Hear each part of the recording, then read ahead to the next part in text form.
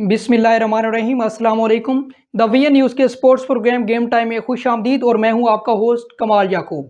29 साल के तवील अरसा के बाद पाकिस्तान में कोई आईसीसी इवेंट मुनाकिद हुआ है और पहले ही मैच में दिफाई चैंपियन पाकिस्तान और न्यूजीलैंड का मैच खेला गया, जिसमें न्यूजीलैंड ने पाकिस्तान को बुरी तरह शेर किया। पहले ही मैच में पाकिस्तान ने पहले बॉलिंग टॉस जीतकर पाकिस्तान ने पहले बॉलिंग की।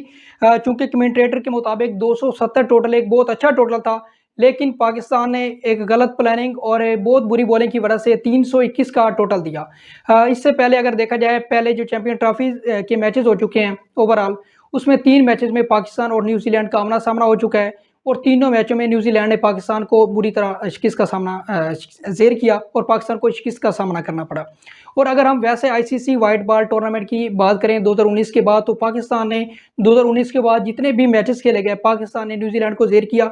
लेकिन बज़ाहिर ये लग रहा था, क्योंकि पाकिस्तान और न्यूजीलैंड साउथ अफ्रीका के दरमियान एक ट्राई सीरीज़ भी हो चुकी है, कुछ चंद दिन पहले की बात है और कराची में ही वो मैचेस खेले गए और कुछ लाहौर में भी मैचेस खेले गए और उसमें न्यूजीलैंड ने पाकिस्तान को भी ज़ेर किया 2 मैचेस में और साउथ अफ्रीका को भी ज़ेर किया।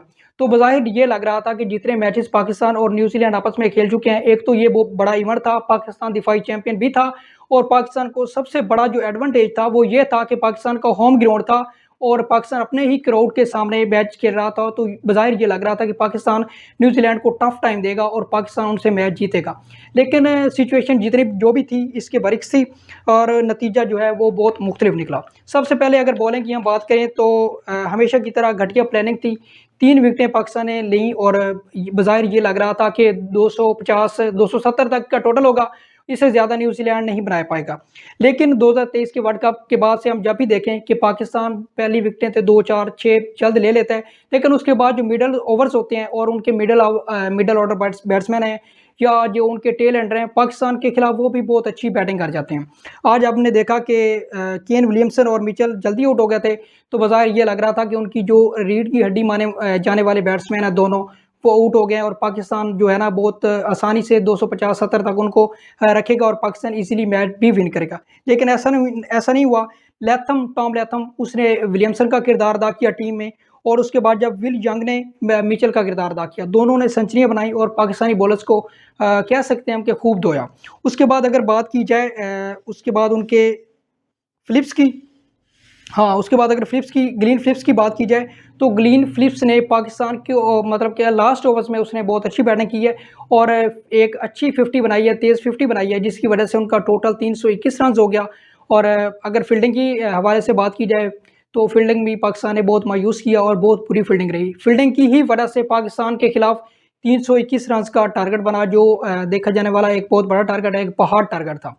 क्योंकि दूसरे ही ओवर में फ़ील्डिंग के दौरान पाकिस्तानी बैट्समैन फ़खर जमान जो है वो जो जारहाना मिजाज बैट्समैन है पाकिस्तान के फ़खर जमान, वो इंजर्ड हो चुके थे और उनके वापसी के इम्कानात कम इस वजह से हो चुके थे क्योंकि आईसीसी ने एक रूल लागू किया है। उसके मुताबिक अगर कोई बंदा जितने ओवर से बाहर बैठता है, सपोज़ करें इस तरह के फ़खर जमान दूसरे ओवर में फ़ील्डिंग की वजह से इंजर्ड होके बाहर गया है और 33 ओवर के बाद फ़खर जमान वापस आया। 16 ओवर उसने जब फ़ील्डिंग की है, तो फ़खर जमान के लिए कानून ये था कि फ़खर जमान 16 ओवर्स जो है ना, वो बिल्कुल भी पहले बैटिंग नहीं कर सकता था। ओपनर एक हमारे पास पैसे कम है और दूसरा ओपनर भी हमारे से टीम से आउट हो गया। मतलब ये कि फ़खर जमान ओपनिंग नहीं कर सकता था। पाकिस्तान के पास एक बाबर आज़म था और दूसरा ऑप्शन उसको फिर भी चूज़ करना था, जो सऊद शकील की सूरत में था। तो उन दोनों ने काफ़ी मायूस किया। बाबर ने चूँकि एक इनिंग्स अच्छी का आगाज़ तो किया, लेकिन मॉडर्न क्रिकेट में 71 के स्ट्राइक रेट से खेलना मेरा ख़्याल है कि एक मायूसकुन आगाज़ है, क्योंकि पाकिस्तान का किंग माना जाने वाला बैट्समैन है। अगर उसके खिलाफ कोई तनकीद की जाए, तो एक पूरी क्रिकेट शायकीन की फ़ौज है, वो सामने आकर खड़ी हो जाती है कि पाकिस्तानी किंग है, इसके खिलाफ कोई बंदा बात नहीं कर सकता। ज़ाहिर है एक बंदा अपने लिए खेल रहा है, मुल्क के लिए नहीं खेल रहा, तो हम उसे कैसे किंग कहेंगे। उसने जी टोटल आप देखें 90 बॉल्स पे 64 रन्स बनाए हैं, 321 का ताक़ुब करते हुए, जिसमें टोटल तकरीबन 71 का स्ट्राइक रेट था और 52 बॉल जो हैं वो बाबर आज़म ने डॉट खेली हैं, तो हम उसको कैसे क्रिकेट का किंग माने। उसके बाद अगर देखें सलमान अली आगा की बात करें, सलमान अली आगा आया, उसने मैच को ना वनडे की बजाय उसने टी20 समझ लिया और आते ही मार-धाड़ शुरू कर दी। एक अच्छी चीज़ थी, लेकिन उसको चाहिए था कि स्ट्राइक रोटेट करता और लंबी इनिंग्स लेकर चलता। लंबी इनिंग्स लेकर चलने की वजह से पाकिस्तान के पास काफ़ी चांसेस है जिस तरह वो खेल रहा था। लेकिन उसने भी 50 बनाने से पहले ही आउट हो गया और फिर शायकीन को मायूस किया। उसके बाद हम बात करते हैं खुशदिल शाह की।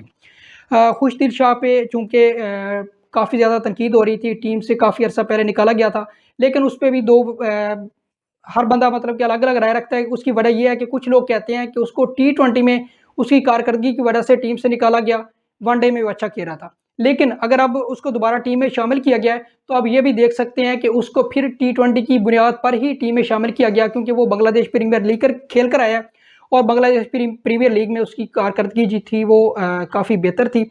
उसने काफ़ी उधर मतलब कि अच्छी इनिंग्स खेली हैं, अपनी टीम को मैचेस जितवाए हैं। इस वजह से वो डायरेक्ट दोबारा वनडे टीम में पाकिस्तान की चैंपियन ट्रॉफी में शामिल हो गया। उसने भी एक अच्छी इनिंग्स खेली है, लेकिन जब टीम को उसकी ज़रूरत थी, उस वक़्त फिर वो मायूस कर गया है। वो एक मतलब कि इनिंग बिल्ड नहीं कर सका, 50 को सेंचुरी में कन्वर्ट नहीं कर सका और जल्दी आउट हो गया, जिसकी वजह से पाकिस्तान को एक काफ़ी नुकसान हुआ है। लेकिन मैं समझता हूँ कि सबसे बड़ा जो नुकसान पाकिस्तानी टीम को हुआ है, वो एक ये है कि फ़खर ज़मान का इंजर्ड होना, और दूसरा पाकिस्तान को ये नुकसान हुआ है कि पाकिस्तान के पास कोई प्रॉपर ओपनर बैट्समैन नहीं है।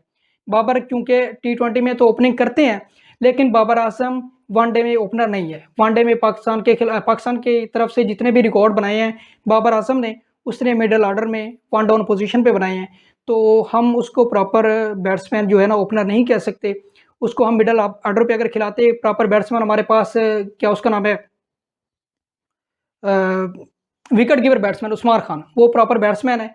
उसको एज़ ए विकेट कीपर शामिल किया गया है। लेकिन अगर उसको एज़ ए विकेट कीपर के साथ-साथ ओपनर के तौर पर शामिल किया जाए, अब अगर खुशदिल शाह को टी20 की परफॉर्मेंस पे टीम में खिलाया जा सकता है, लेकिन उस्मान खान को ही उसी टी20 की परफॉर्मेंस पे अगर देखा जाए तो उसने बांग्लादेश प्रीमियर लीग में एक सेंचुरी भी स्कोर की है और 1-2 शायद 50s भी की हैं।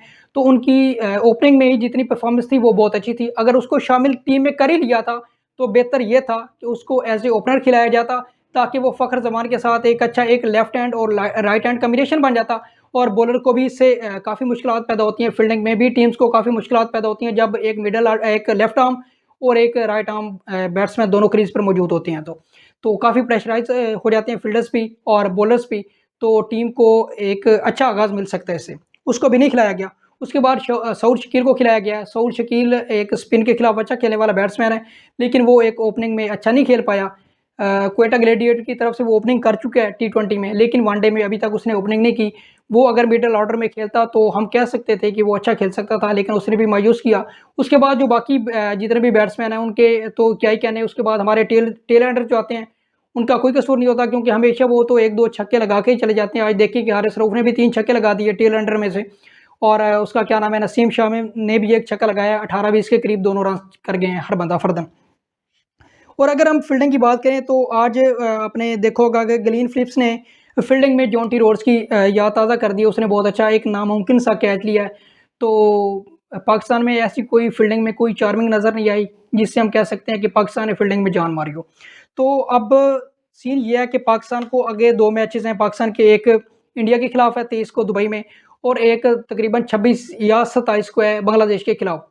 तो देखा जाए तो बांग्लादेश भी एक कमज़ोर हरीफ नहीं है, वो भी एक अच्छे मैचेस खेल चुके हैं। उनके पास अच्छे मिडल ऑर्डर में बैट्समैन भी हैं, ओपनिंग भी उनकी आजकल अच्छी चल रही है और उनके बॉलर भी अच्छे हैं। और इंडिया के पास तो आपको पता है कि जब तक उनके ओपनर रोहित शर्मा और विराट कोहली हैं, तो इंडिया की टीम को हम बिल्कुल कमज़ोर नहीं कह सकते। उसके अलावा भी उनके पास काफ़ी अच्छे बैट्समैन हैं। तो पाकिस्तान का अगला मैच दिफाई मतलब कि जो पाकिस्तान के हरीफ है इंडिया, उसके साथ और दुबई में है। और दुबई में इंडिया को सबसे ज़्यादा एडवांटेज ये है कि हर टीम के मैच मुख्तलिफ ग्राउंड्स में हैं। जैसे पाकिस्तान ने पहला मैच खेला है कराची में, दूसरा मैच दुबई में है, तीसरा पाकिस्तान का मैच रावलपिंडी में है। लेकिन इंडिया के तीनों मैचेस जो है ना, इंडिया के तीनों मैचेस दुबई में है। इंडिया प्रैक्टिस भी दुबई में कर रहा है, तो इस चीज़ का इंडिया पहले भी हम आंग है दुबई की पिचेस से, दुबई की विकेट से पहले खेल चुका है काफ़ी मैचेस। तो मेरे ख्याल में दुबई में पाकिस्तान को वो एक टफ टाइम देगा, और अगर पाकिस्तान वो मैच हारता है तो यकीनन वो पाकिस्तान सेमीफाइनल की दौड़ से बाहर होगा। हम उम्मीद करते हैं कि पाकिस्तान अगले अपने मैच में एक अच्छा परफॉर्म करे और इंडिया को ज़ेर करे और